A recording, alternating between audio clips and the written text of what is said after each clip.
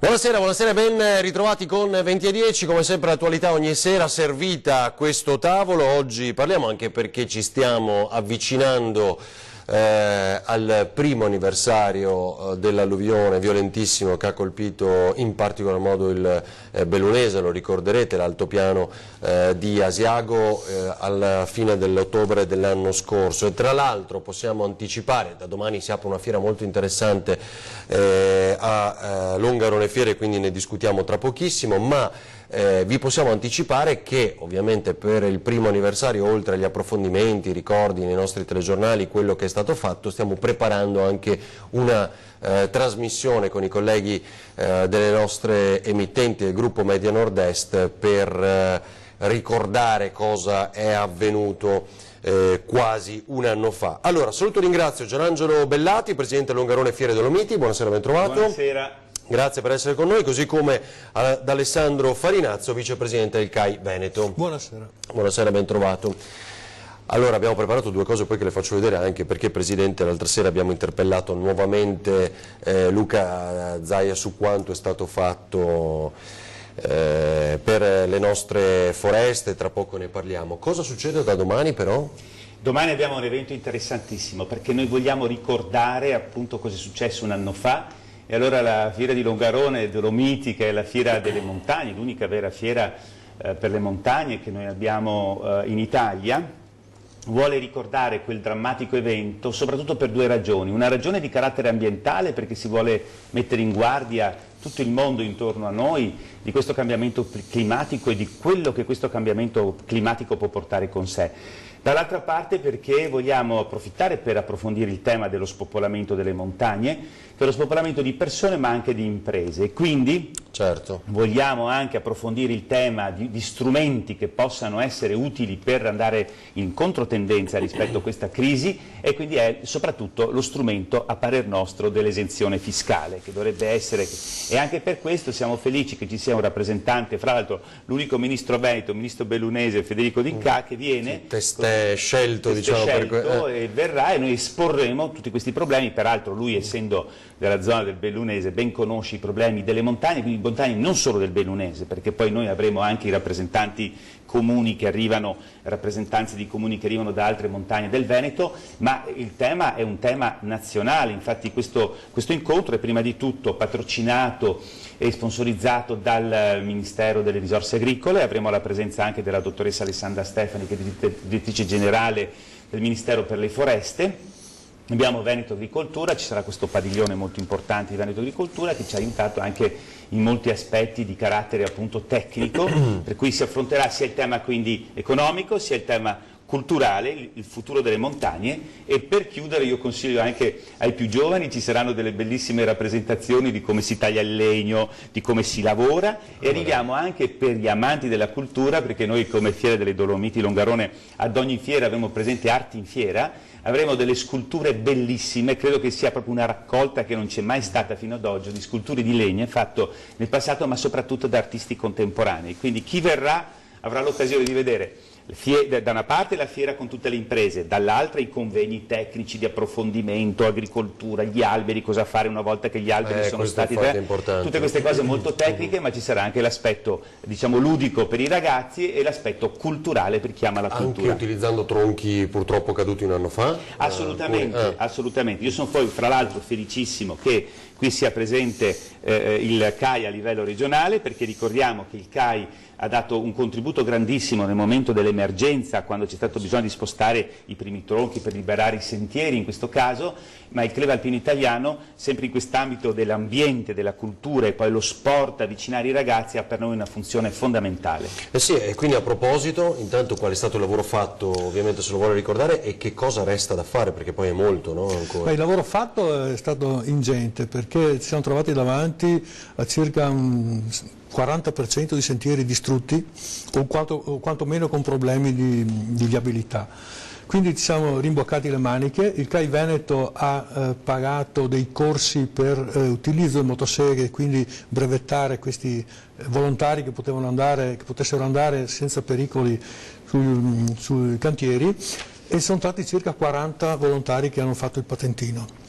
Quindi perché le sezioni dovevano essere sollevate da questa responsabilità. Quindi la Posso gente, chiedere da dove venivano questi volontari? In larga parte della zona? Ma da anche tutta la zona sono state fatte nel Vicentino, per il Vicentino e del Bellunese, perché l'80% dei sentieri danneggiati sono nel Bellunese. Certo, però intendo dire erano anche volontari che arrivavano da altre province, no? Persone che... No, solamente delle sezioni bellunesi, ok, delle sezioni bellunesi, perfetto. che quindi sono loro che hanno partecipato e poi hanno fatto questi lavori.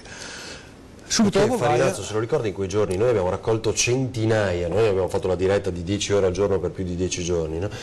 E centinaia di persone che erano pronte a venire lì in montagna e aiutarvi, di fatto aiutare in quei momenti lì. Insomma, abbiamo detto più volte attenzione, mi raccomando, perché ci vuole la competenza, no? Quindi lei ha citato giustamente il patentino. Che era... Esatto. Infatti il rischio era quello, c'erano grandi piante tutte sotto tensione, quindi contorte e accavallate, e quindi bisogna essere molto preparati, non si poteva improvvisare il lavoro per il volontario che ha tanta volontà, però non, ecco, quindi il rischio era altissimo perché la maggior parte degli incidenti avvengono quando le piante sono abbattute. L'abbattimento della pianta non comporta rischio, il rischio è quando la pianta è contorta, sono delle tensioni, può saltare in alto, ti trovi alla pianta che si sposta e devi avere il campo libero per poter avere una via di fuga, certo. Cioè quando tagli devi essere pronto a tutto, quindi ecco queste situazioni che si sono trovate e abbiamo avuto delle cose veramente impossibili da fare.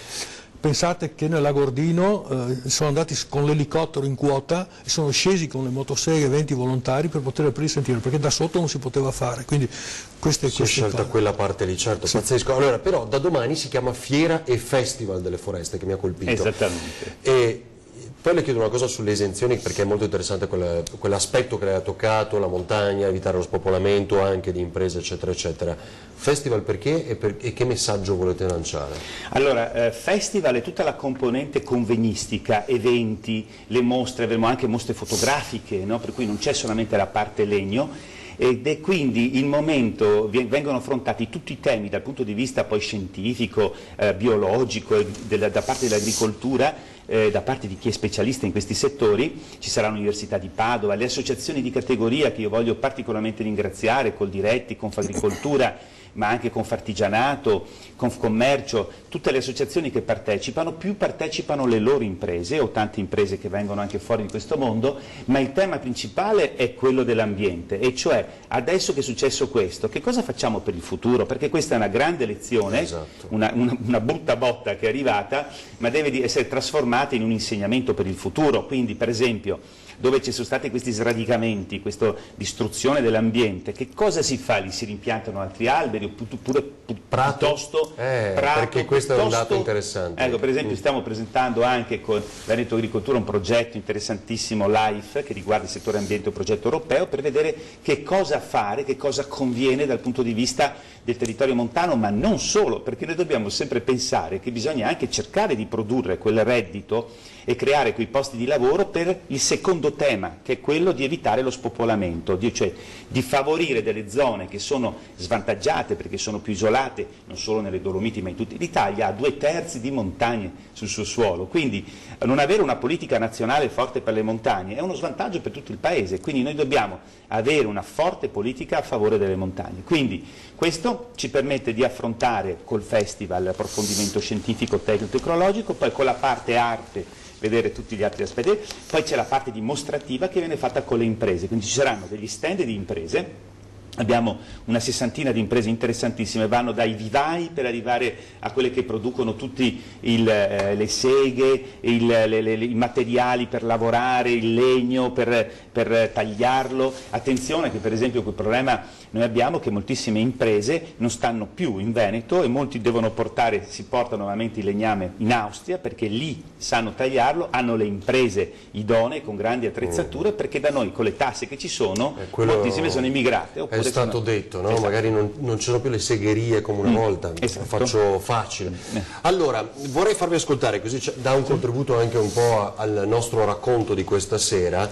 Andrea, se ci aiuti, Andrea Basso, l'intervento di Luca Zaia alla fine proprio della puntata di Ring dell'altra sera. Tra l'altro vi ringraziamo, più di 140.000 spettatori, insomma una cosa notevole anche per risultato della nostra emittente, quindi grazie per la puntata di Ring a tutti voi. Cosa dice il governatore? Inevitabile. Citavamo la presenza di Federico D'Incà, domani neoministro, ma col cambio del governo per esempio anche cosa succede, visto che noi attendiamo uno stanziamento di 1 miliardo e 700 milioni, lo ricorderete, per i danni e a sostegno anche di queste aree colpite in particolar modo un anno fa. Luca Zaia, Ring, sentiamo. I soldi che ci hanno confermato con il primo stanziamento di quasi 1 miliardo deve esserci, ce ne mancano ancora.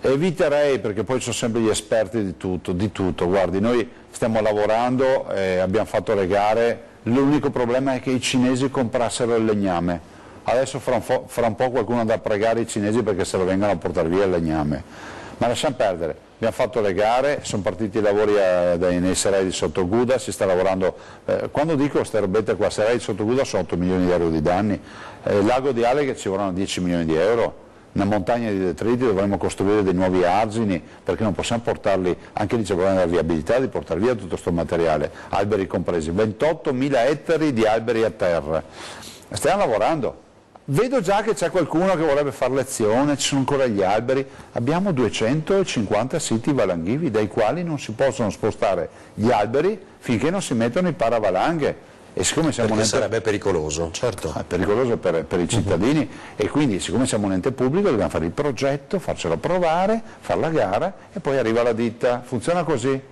Guardi, comunque stiamo facendo un lavoro strepitoso. Presenteremo a tempo debito cartografia con numeri di quello che è stato fatto, degli alberi venduti, delle tante prove per dire adesso abbiamo fatto delle prove con le cariche esplosive le abbiamo viste, abbiamo documentato per fare saltare le ceppaie, altro problema perché una volta tagliato o caduto poi resta in cerchio. Ridurremo l'area a bosco perché vogliamo portare più prati possibili, la montagna sono anche prati, insomma tante robe, abbiamo l'Università di Padova, Avepa che ci dà una mano, Veneto Agricoltura, insomma c'è molle di persone che stanno più lavorando. pratiche rispetto a prima, questo intende, sì.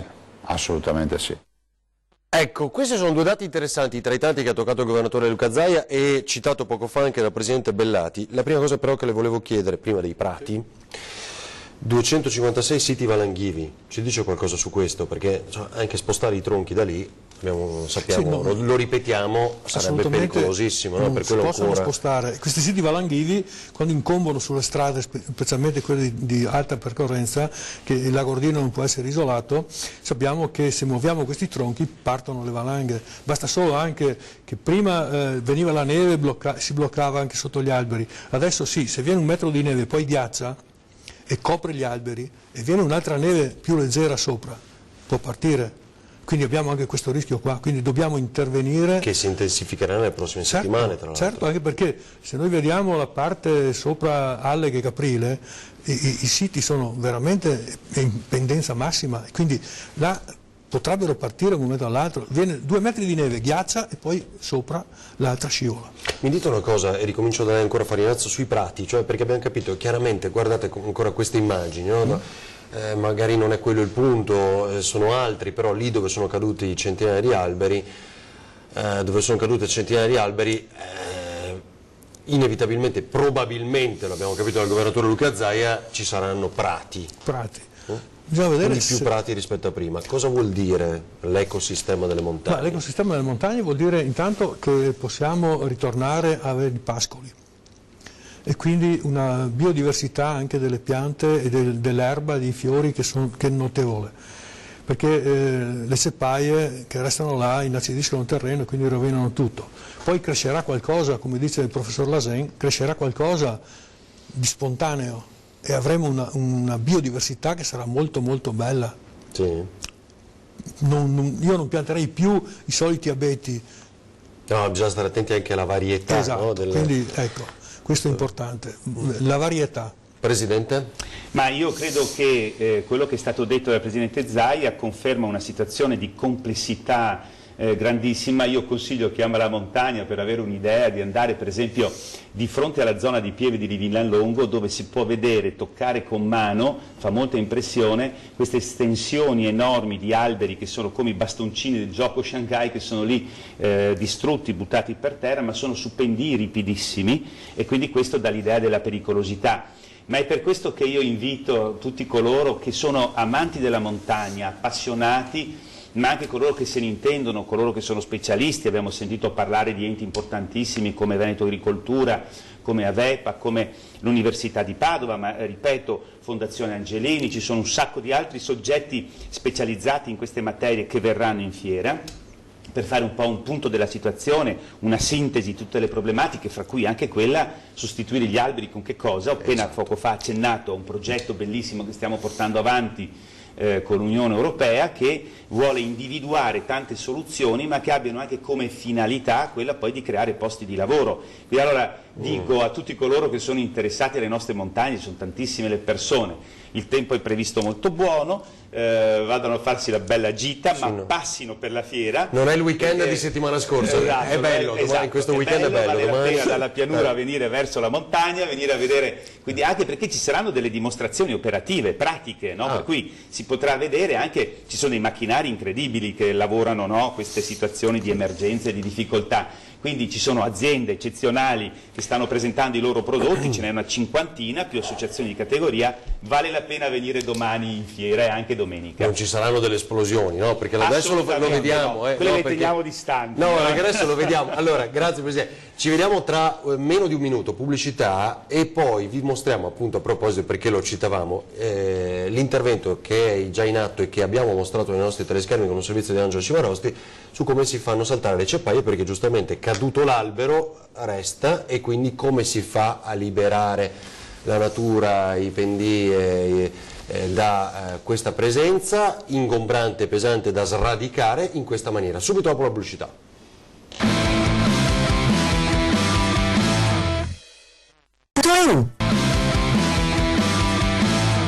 Uno dei grandi problemi di Vaia, forse il più grande, è il fatto che ci sono migliaia e migliaia di alberi che hanno lasciato i ceppi. Togliere un ceppo è un'impresa estremamente complicata, lo puoi fare con pale meccaniche, ma lo devi fare appunto migliaia di volte, anche perché guardate qui, questi sono ad esempio i ceppi quando vengono ribaltati con le radici al sole. Insomma, è un lavoro improbo, tant'è che si cerca a questo punto di utilizzare gli esplosivi e di farlo con i maggiori esperti possibili in Italia. Sono decine di migliaia le ceppaie da rimuovere, un'impresa di un decennio, ammesso che si riesca. Un tentativo è quello di rimuoverle con il contributo di esplosioni controllate, grazie anche all'esperienza di Danilo Koppel, grande esperto di esplosivi che ha lavorato per il Ponte Morandi. Per questi interventi normalmente si utilizzano due tecniche. Una è quella classica di forare con una perforatrice, con un trapanone, e inserire parti di candelotto di dinamite.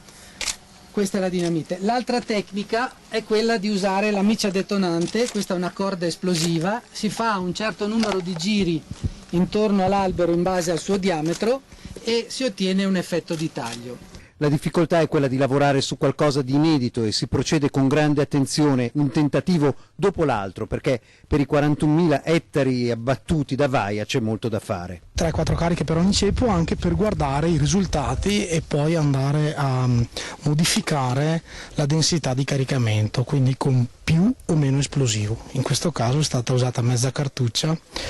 La cartuccia è una cartuccia 26x200 di dinamite che pesa 152 grammi, quindi siamo a circa 75 grammi di esplosivo, di alto esplosivo detonante. La prova consiste nella prima in una ceppa, un ceppaio praticamente che è ancora ancorato al suolo. In questo caso qua l'albero è stato divelto dal vento, però poi è stato tagliato in un secondo momento per un discorso di sicurezza. Abbiamo inserito una serie di fori che ci ha richiesto praticamente Danilo. Vuole farmi vedere?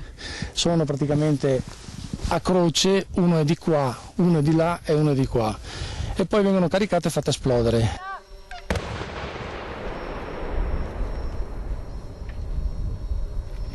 Lo scopo non è quello di polverizzarli, ma di dividerli in tre e poi rimuoverli. Un'azione molto tecnica, supervisionata dal professor Cavalli, direttore del Dipartimento Territorio e Sistemi Agroforestali al BO. Procede per gradi, soprattutto con le dosi dell'esplosivo, partendo da cariche di piccola entità e adesso aumentando in relazione agli effetti che queste determinano, e quindi per ottenere poi il risultato voluto, che sarà quello di spaccare la ceppaia.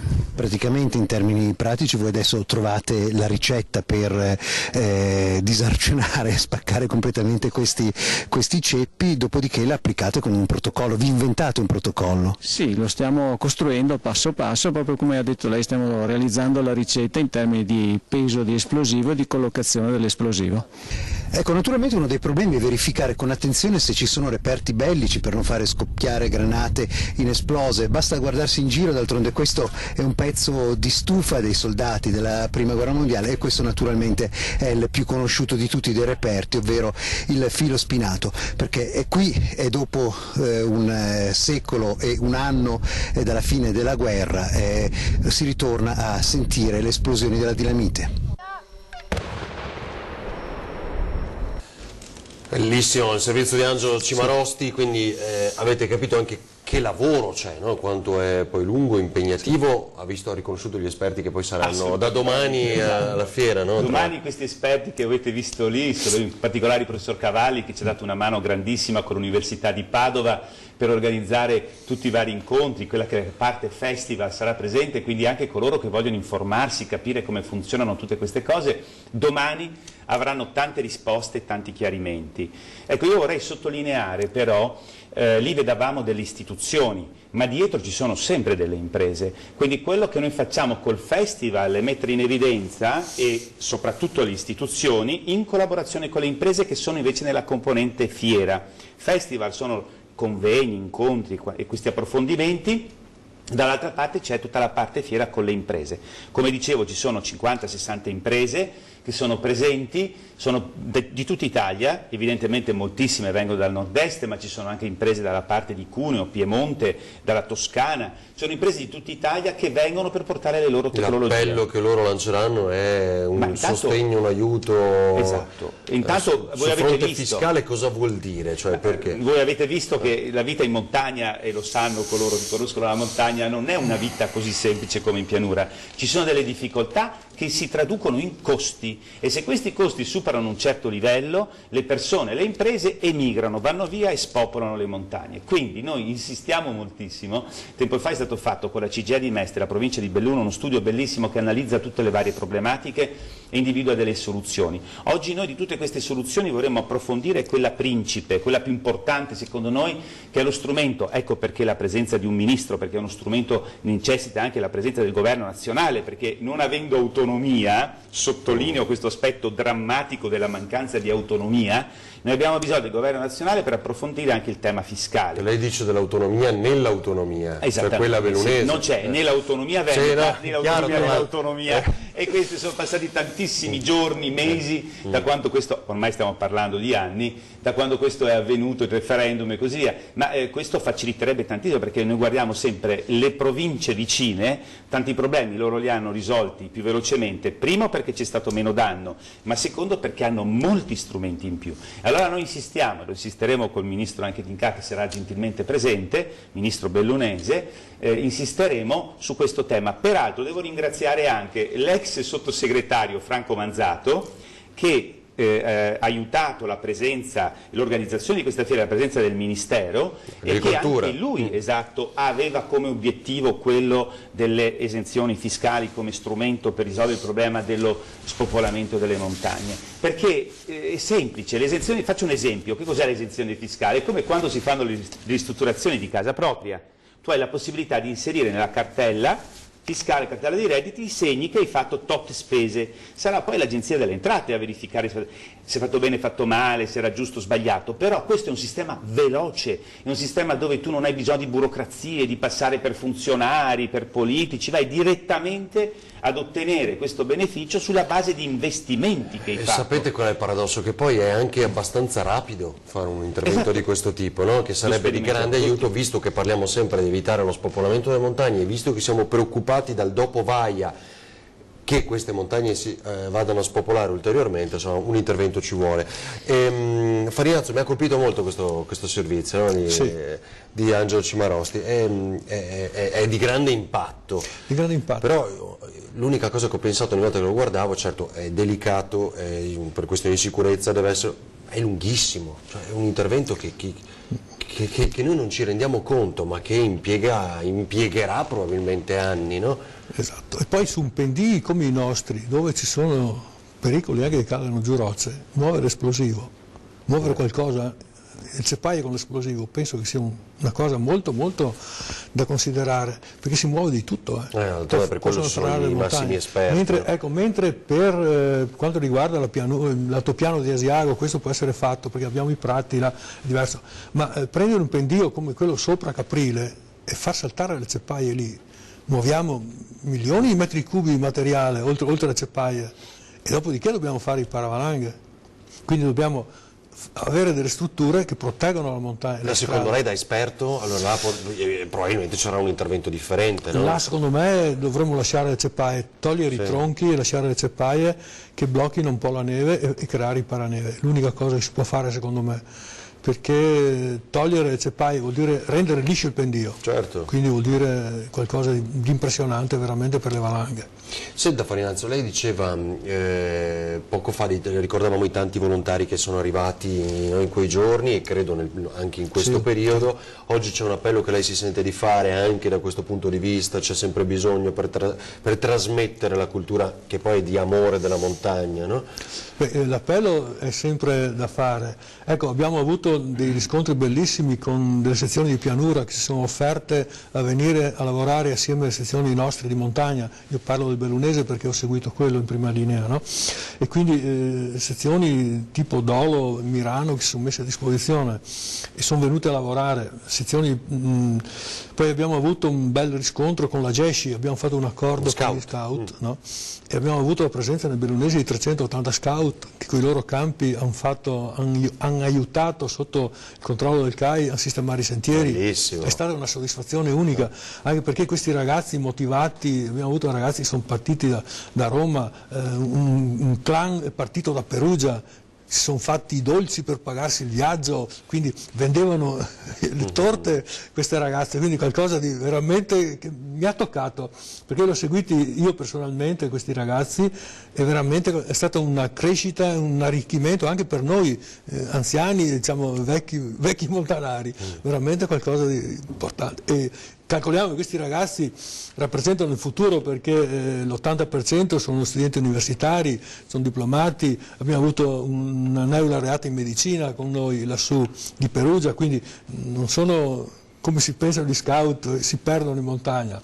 Si perdono perché può capitare, però se calcoliamo il numero degli scout che erano presenti nel Veneto e nelle nostre montagne, è successo solamente un caso.